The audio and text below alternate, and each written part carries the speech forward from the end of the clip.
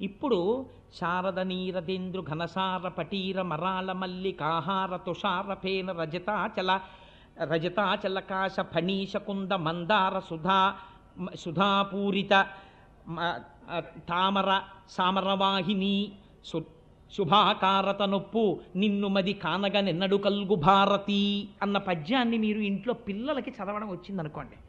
అందులో పోతన గారి యొక్క గొప్పతనం ఏమిటో తెలుసా అండి? ఆయన చిట్ట చివరి పద్యాన్ని ఏమని పూర్తి చేశారంటే, శారద నీరదేంద్రు ఘనసార పటీర మరాళ మల్లికాహార తుషార అని ఆ పద్యం వేసేటప్పుడు శారద అని మొదలెట్టారు. శారద అంటే సర్వశుక్లా సరస్వతి, తెల్లటి బట్టలతో ఉండి అపారమైన జ్ఞానం ఇచ్చేటటువంటి మూర్తి. 11 మహామంత్రాల ధ్యాన శ్లోకాల్లో మాటలు ఈ పద్యంలోకి వచ్చేస్తాయి.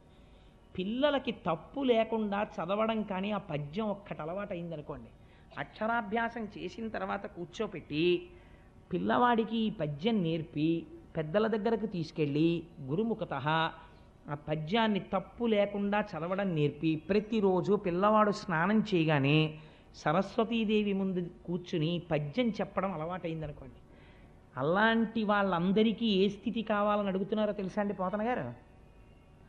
నిన్ను మది ఎన్నడు కానగగల్గు భారతి, అమ్మా ఇక్కడ నీ దర్శనం నాకు ఎప్పుడు అవుతుంది అంటే వాడికి ఏమవుతుంది? సరస్వతి కటాక్షమే కలుగుతుంది. ఇంతటి మహామంత్రాల్ని 11 మంత్రాల ధ్యాన శ్లోకాల్ని తీసుకొచ్చి ఒక పద్యం కింద రచించి తీసుకొచ్చి పెట్టేశారు. అందుకే పెద్దలు అంటారు లలిత స్కందము. భాగవతం అనేటటువంటిది సామాన్యమైనటువంటి గ్రంథం కాదు. లలిత స్కంధము, కృష్ణమూలము, శుకాలాపాభిరామంబు. దీని యొక్క స్కందము చూస్తే లలితమ్మ, లలిత స్కందము, కృష్ణమూలము, కృష్ణుడు మూలమై ఉన్నాడు. ఒక చెట్టు బాగా పెరగాలంటే మీరు చెట్టు కొమ్మలకి నీళ్లు పోయారు కదా, చెట్టు మొదట్లో నీళ్లు పోస్తారు, పోస్తే చెట్టు బాగా పెరుగుతుంది. లలిత స్కందము, కృష్ణమూలము, శుకాలాపాభిరామంబు. శుకబ్రహ్మ ఆలాపన చేసినటువంటి మహోత్కృష్టమైనటువంటి స్తోత్రము భాగవతం.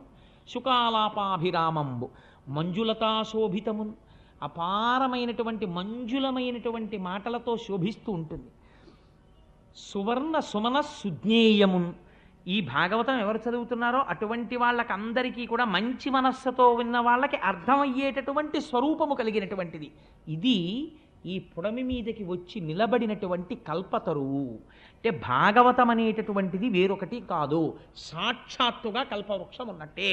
భాగవతంలో 10 పద్యాలు వచ్చాయి, వాడికి ఏమైనట్టు? కల్పవృక్షం వాడి జేబులో పెట్టుకు తిరుగుతున్నట్టు. వాడి కోరిక తీరుతుంది. ఎందుకని తీరుతుంది? గొప్ప గొప్ప ప్రయోగాలన్నింటినీ పద్యాలుగా తీసుకొచ్చి పెట్టేశారు. వాడి కోరిక ఎందుకు తీరదు? అందుకని అంత గొప్ప భాగవతము.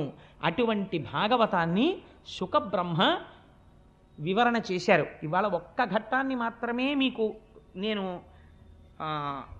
విజ్ఞాపన చేసి ఇవాళ ప్రసంగాన్ని పూర్తి చేసేస్తాను.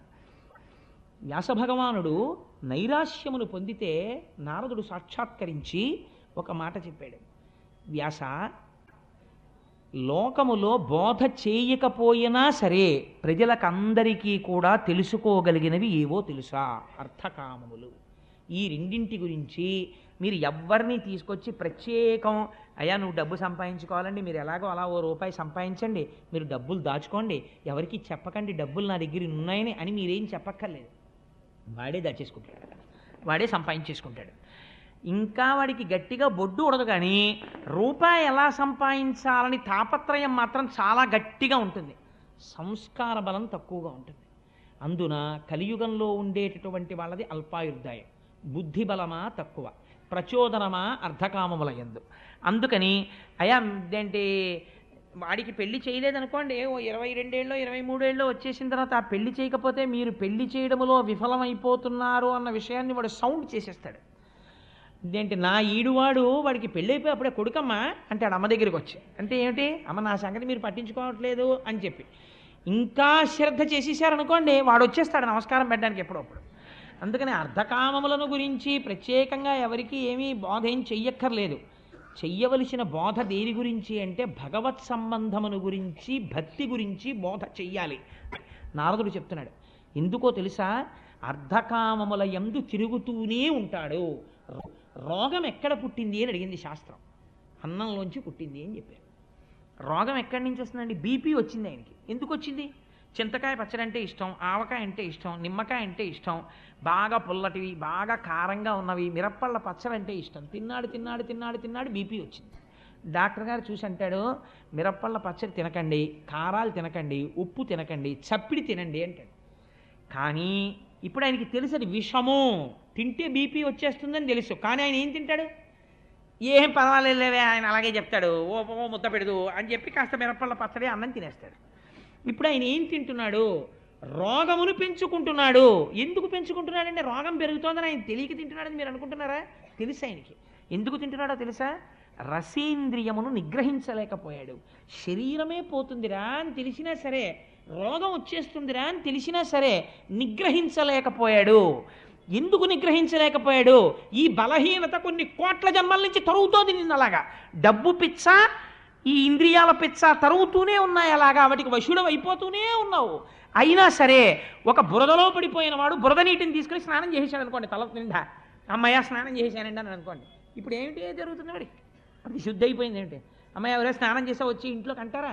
అనరు.